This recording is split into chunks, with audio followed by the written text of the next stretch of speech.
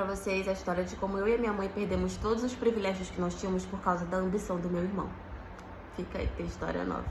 Bom, a minha mãe, ela engravidou de mim muito nova. Eu sou a filha dela mais velha e tenho meu irmão, que é o filho dela mais novo. A minha mãe, ela sempre trabalhou como empregada doméstica e ela sempre trabalhou na mesma casa. E logo quando ela engravidou de mim, os patrões dela super apoiaram, super ajudaram e ela se manteve trabalhando lá. E eu, quando eu nasci, eu meio que fui criada por eles até como se eu fosse filha. Eles já tinham outros filhos, mas eles me tratavam como se eu fosse filha deles. Então eles me davam de tudo. Além de, claro, ajudar muito a minha mãe, eles também me davam as coisas como se eu fosse filha deles. Compravam as coisas pra mim e quando eu comecei a estudar, eles me matricularam exatamente no mesmo colégio dos filhos dele, para que eu tivesse exatamente a mesma qualidade de vida. E logo quando meu irmão nasceu, eles fizeram exatamente a mesma coisa. A minha mãe, ela nunca foi assim de ficar pedindo as coisas para eles realmente faziam porque eles queriam.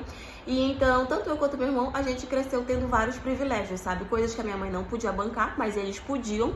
Então, tudo que eles podiam fazer, eles faziam por nós dois. Eles eram pessoas muito boas, sabe? Eu chamava eles de tio, o meu irmão também chamava eles de tio. A gente tinha uma relação com os filhos deles como se fossem nossos irmãos. Então, assim, tínhamos realmente uma relação muito boa. Minha mãe sempre foi muito bem tratada, eles nos ajudavam com tudo que eles podiam. Quando cheguei ali na fase de ir pra faculdade, eles fizeram a mesma coisa. Chegaram comigo e falaram: qual curso você quer fazer? A gente vai pagar a tua faculdade para que você possa estudar. Escolhi o curso e eles começaram a pagar a minha faculdade. O meu irmão não. Quando meu irmão foi crescendo, ele foi se tornando um rapaz assim meio rebelde, sabe? E ele acabou se metendo com coisa errada, ou seja, com drogas. Ele deu muito, mas muito trabalho pra minha mãe. E os meus tios tentaram fazer o máximo que eles podiam, mas eles não podiam fazer muita coisa. O que estava ao alcance dele, eles faziam. Até que meu irmão acabou se desviando, saiu de casa, parou assim, realmente de tentar alguma coisa. A minha mãe, coitada, passava dia e noite morrendo de preocupação. Mas a gente achava que uma hora ele ia se acertar, uma hora ele ia voltar. Até que teve um dia onde nós estávamos, inclusive, dormindo na casa desses meus tios, né, dos patrões da minha mãe. A gente tinha um quarto lá que a gente podia dormir. E nesse dia a gente estava, inclusive, dormindo lá, até que a gente escutou um barulho e tinha pessoas entrando dentro da casa. Estavam assaltando a casa. Fizeram eu, a minha mãe de refém, fizeram os nossos patrões de refém, os filhos deles de refém. Foi, assim, uma loucura. Até que em um momento, alguém chamou a polícia, a gente acredita que foi um dos vizinhos, que escutou, que viu toda a movimentação e acabou chamando a polícia. Então, quando a polícia chegou, eles já chegaram invadindo a casa e tal. E até que a gente viu que um dos bandidos que estava dentro da casa era o meu irmão. No total, eram 3 pessoas. 2 estavam lá fazendo toda a movimentação da casa, né? Estavam ali com a gente e tudo.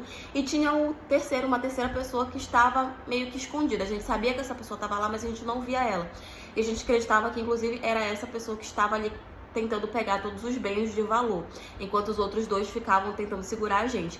E o meu irmão era justamente essa terceira pessoa, né? Que a gente não estava vendo lá naquele momento, mas quando a polícia já chegou invadindo a casa. E a gente descobriu que era ele. Quando a minha mãe viu, a pobre da minha mãe, coitada, minha mãe ficou arrasada. Minha mãe não sabia onde enfiar a cara. Ela se desesperou, né? Eu me desesperei, a gente ficou morrendo de preocupação. E aí levaram ele preso, nós fomos pra delegacia, todo mundo teve que prestar depoimento, fazer o boletim de ocorrência, toda aquela loucura. Mas quando foi no dia seguinte, que a gente voltou pra casa dos meus patrões, né, dos patrões da minha mãe, eles chegaram com a gente e disseram que não tava mais dando certo. Que meu irmão estava dando muito problema, que meu irmão não estava colaborando, digamos assim, e que eles não queriam toda aquela dificuldade para a vida deles. Então eles demitiram a minha mãe.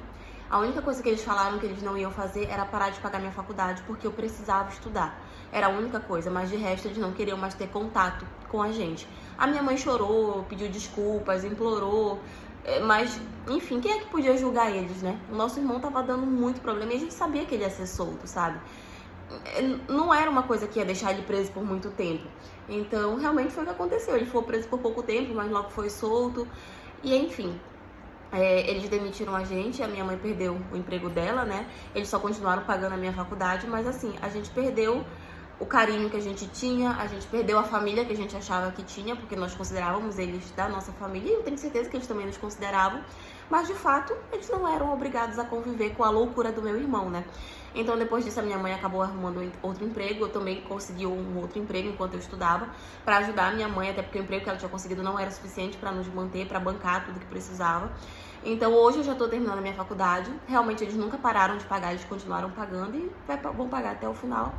Mas a gente não teve mais contato, assim, sabe? Todas as vezes que a minha mãe tentou ir visitar ou conversar, eles não quiseram receber. Mas é aquela coisa, a gente não pode julgar. A gente não sabe o que a gente teria feito se a gente tivesse no lugar deles, sabe? Realmente, meu irmão deu muito trabalho. E até hoje meu irmão tá metido com coisa ruim. Mesmo depois que ele saiu da cadeia, ele não voltou pra casa nem nada. Ele continua metido com coisa ruim. A minha mãe continua sem dormir, preocupada com ele. Mas, assim, às vezes pode até ser maldade da minha parte, sabe? Mas às vezes eu peço pra Deus pra que ele leve ele em uma dessas loucuras que ele estiver fazendo, porque eu acho que é muito melhor do que ele tá aqui na Terra, infernizando as pessoas e fazendo a minha mãe passar por tudo isso. Mas enfim, essa é a história de hoje. Foi isso.